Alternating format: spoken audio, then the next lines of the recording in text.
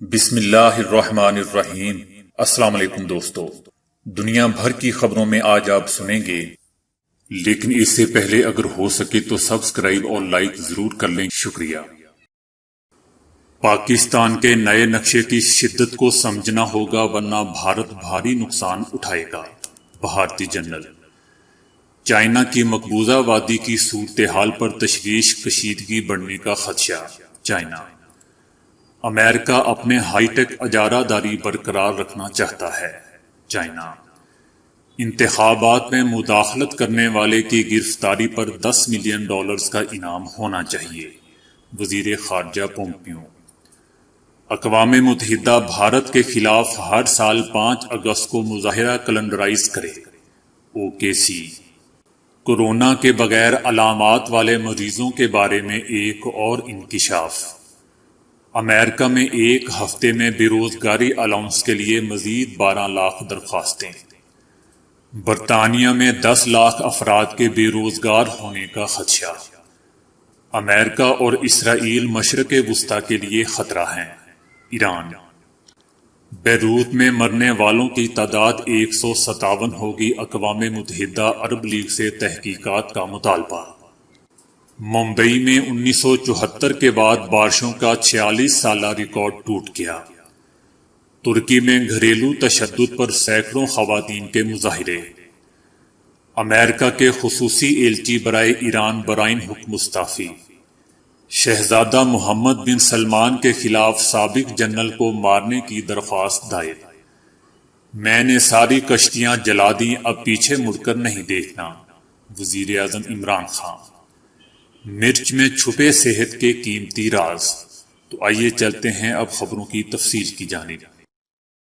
پاکستان کا نیا نقشہ۔ سابق بھارتی جنرل نے اپنی حکومت کے لیے خطرے کی گھنٹی بجا دی ہے۔ بھارتی چینل کو انٹرویو دیتے ہوئے بھارتی جرنیل گرمیت سنگھ کی جانب سے کہا گیا ہے کہ پاکستان کی جانب سے جاری کیے گئے نقشے کی سنجیدگی کو سمجھیں۔ نئے جاری کیے گئے نقشے کی اہمیت اور شدت کو سمجھنا ہوگا ورنہ بھارت کو بھاری نقصان اٹھانا پڑے گا۔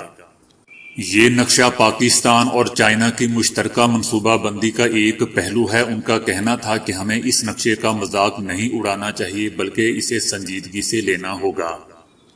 دوستو، اس سے قبل بھی بھارت کی جانب سے پاکستان کے نئے نقشے پر رد عمل سامنے آیا تھا۔ بھارت نے پاکستان کی جانب سے نئے نقشے میں مقبوضہ وادی کو شامل کرنے پر شدید رد عمل کا اظہار کرتے ہوئے کہا تھا کہ اس کی نہ قانونی حیثیت ہے نہ عالمی ساکھ۔ بھارتی وزارت خارجہ نے اپنے ایک بیان میں کہا تھا کہ وزیر اعظم عمران خان کی جانب سے مقبوضہ وادی اور گجرات کے کچھ علاقوں کو نئے پاکستانی نقشے میں شامل کرنے کی کوئی قانونی حیثیت نہیں ہے۔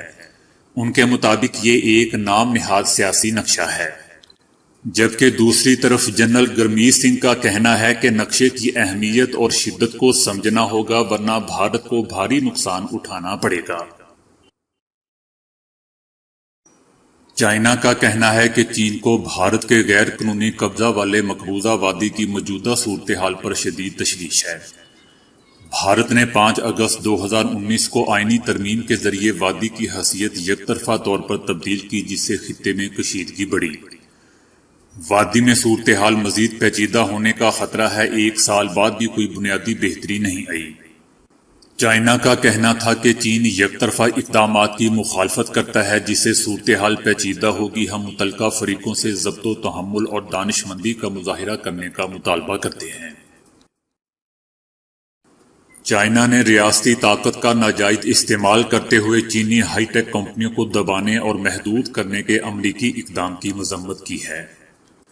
امریکہ کی طرف سے اس کا مقصد امریکہ کی جانب سے اپنی ہائی ٹیک اجارہ داری کو برقرار رکھنا ہے۔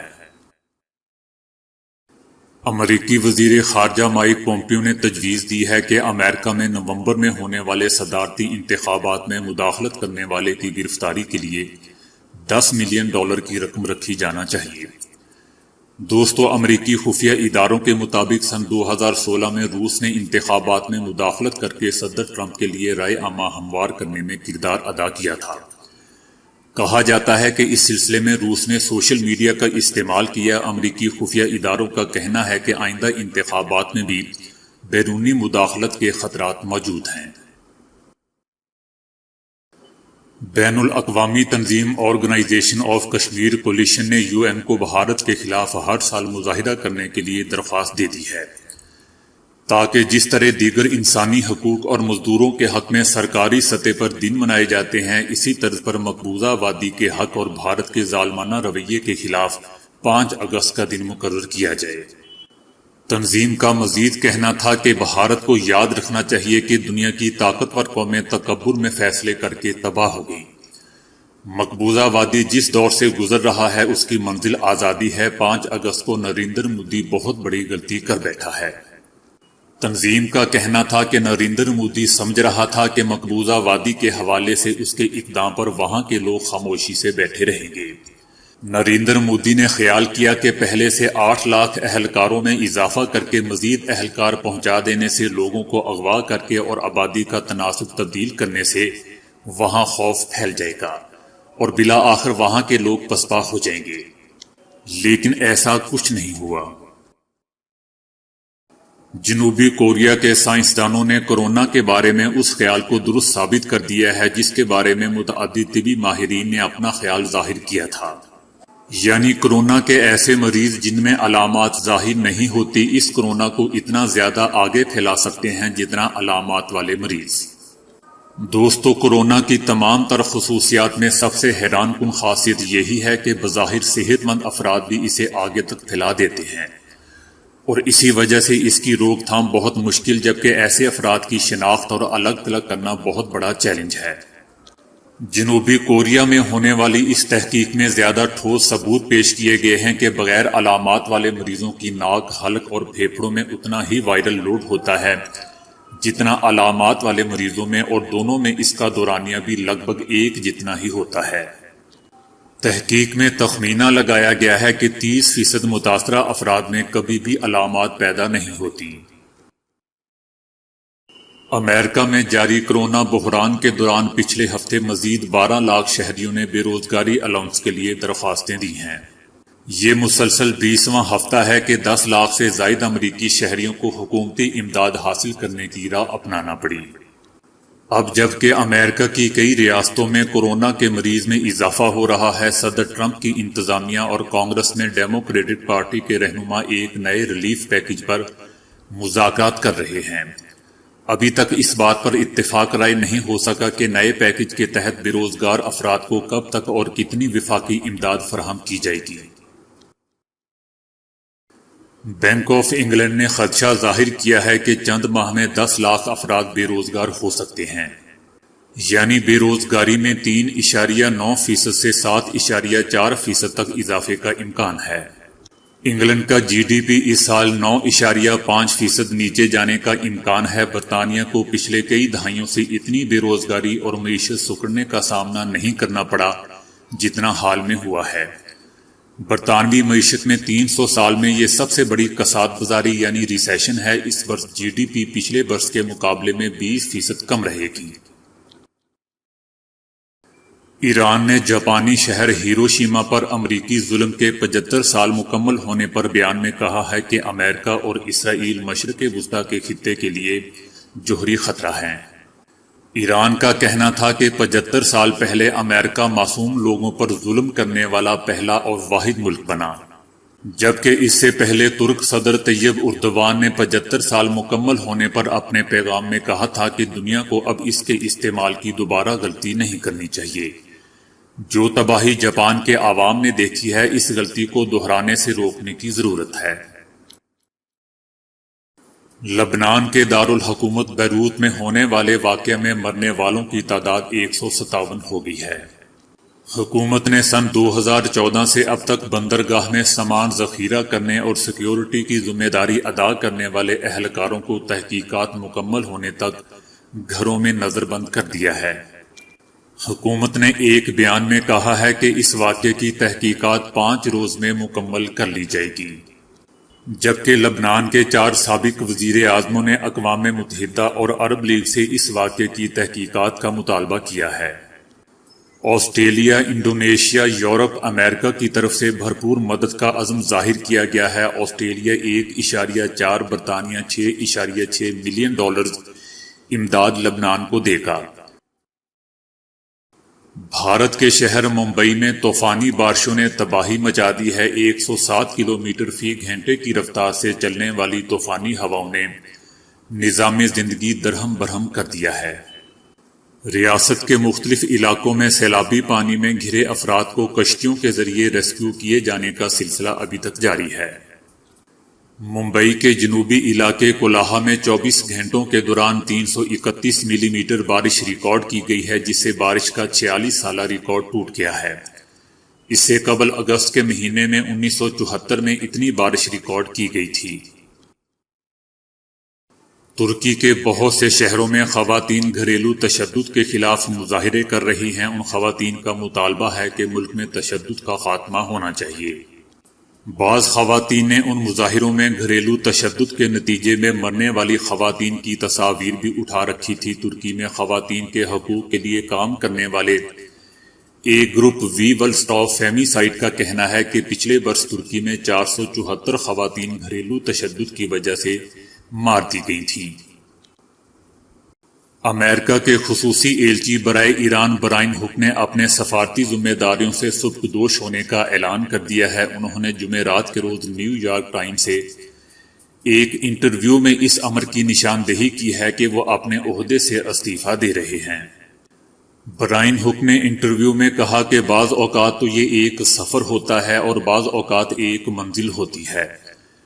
ایران کے بارے میں ہماری حکمت عملی کے ضمن میں یہ دونوں باتیں ہیں۔ ہم ایرانی نظام کے ساتھ ایک نئی ڈیل چاہتے ہیں، مگر اس دوران میں ہمارے دباؤ نے ان کی معیشت کو بہت نقصان پہنچایا ہے۔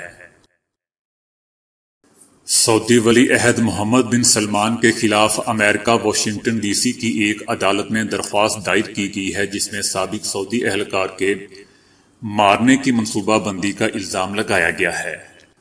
سابق ولی عہد محمد بن نائف کے سابق انٹیلیجنس سربراہ سعد الجبری نے محمد بن سلمان کے خلاف درخواست دائر کی ہے۔ سعد الجبری نے موقف اپنایا ہے کہ محمد بن سلمان مجھے مارنا چاہتا تھا اور اس کام کے لیے سعودی ولی عہد نے 50 آدمی بھی کینیڈا بھیجے تھے۔ درخواست میں یہ بھی کہا گیا ہے کہ جمال خشوگی کو مارنے میں جو لوگ ملوث تھے اسی کے کچھ ارکان مجھے بھی مارنے کے لیے بھیجے گئے تھے۔ دوستو، الجبری کئی سالوں تک سعودی عرب میں برطانیہ اور مغربی خفیہ ایجنسیوں سے رابطے میں رہنے والی اہم شخصیت رہے ہیں اور ان کی عمر 61 سال ہے۔ سن 2017 میں سعد الجبری براستہ ترکی کینیڈا فرار ہو گئے تھے۔ وہ کابینہ کے وزیر بھی تھے اور میجر جنرل کے عہدے پر فائز تھے۔ وزیر اعظم عمران خان کا کہنا ہے کہ میں نے اب پیچھے مڑ کر نہیں دیکھنا کیونکہ میں نے ساری کشتیاں جلا دی ہیں۔